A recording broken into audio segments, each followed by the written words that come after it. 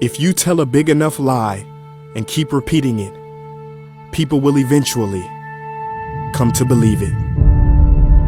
Ladies and gentlemen of the jury, it is time to expose the big lie parading around like the truth. I call Mr. Race to the stand and charge him with second-degree murder, the statutory rape of nations, and the assault and battery on the innocent minds of the youth.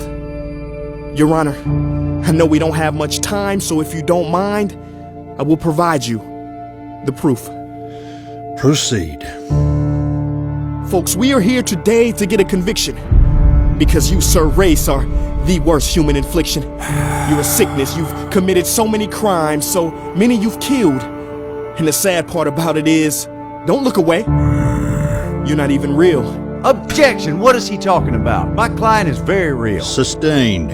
What do you mean, son? Don't turn my courtroom into a circus. Your Honor, just give me some time. I will tell you the truth, the whole truth, nothing but the truth, so help me God.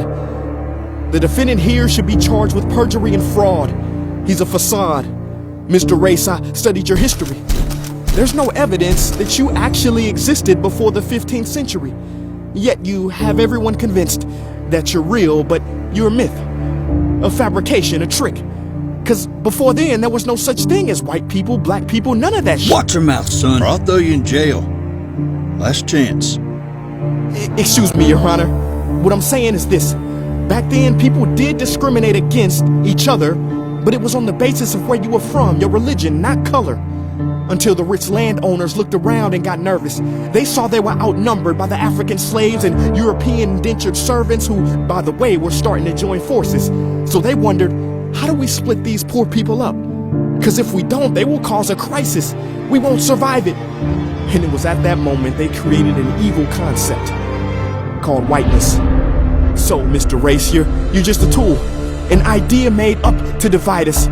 When I say us, I mean working people. Ladies and gentlemen, they basically did us like Hunger Games. We got played. The divide and conquer scheme was to make white people fight black people so that they could protect the green.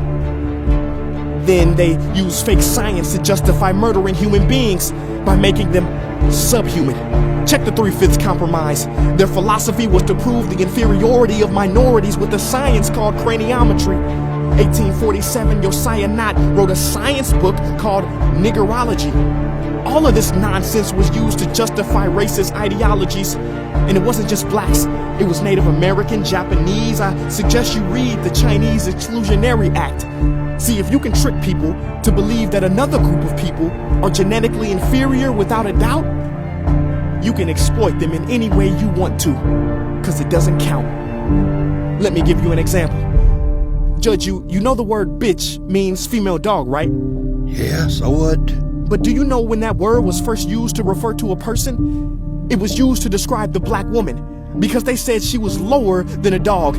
It figures when you consider the slave auction pictures said that black women didn't have kids, they had litters. The evil continued with eugenics, it was so wrong. Later, public lynchings became entertainment. It was like watching Monday Night Football. Mr. Race, you even infected the founding fathers with your devilish separatist rhetoric. The same men who wanted freedom committed acts like terrorists. They owned slaves and were prejudiced. Every president from Washington to Jefferson. Objection! For God's sake, that was a different time. That's just what was accepted then. That's right, and I'm not pressing it. I just wonder, if they truly thought blacks were animals, why the heck did they still have sex with them? You think you can beat me with facts? You're gonna have to do better than that. Blacks and minorities are inferior, period. Don't make me laugh at you. Why don't you and your kind just go back to Africa?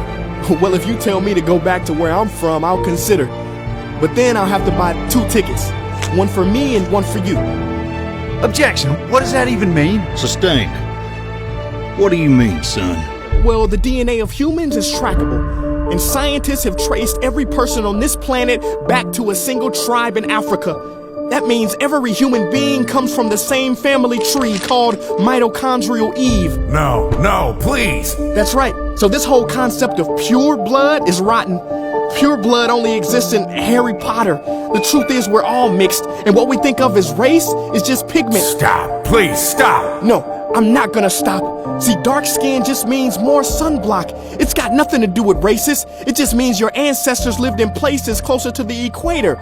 The sun was stronger, so they needed melanin in their skin to make it darker.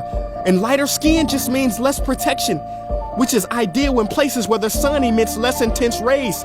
It's just evolution, our bodies adapting to keep us safe. I say all that to say that, Mr. Race, I kind of agree with you. Races should never come together. That's more like it. Humans should. See, you force people into boxes their whole life. From the moment they're born, they have to check a box on school tests and census forms. We must break out of these boxes and show that race is not real. You are not real. And if we keep using words that separate, we won't win. No matter how you slice or dice it, it's gonna be us versus them. We are one human race, each with a colorless spirit inside. To define ourselves by races is to continue to live a lie. And no, we should not be colorblind. Do not close your eyes or deny the past, but realize we are one people with many stories. Forget the categories, make it clear. It's not about Black History Month. Let's make human history all year.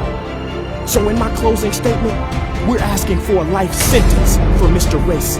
Please do not grant parole nor bail, because if we continue to let him roam free, the truth is, we're just gonna continue fighting ourselves.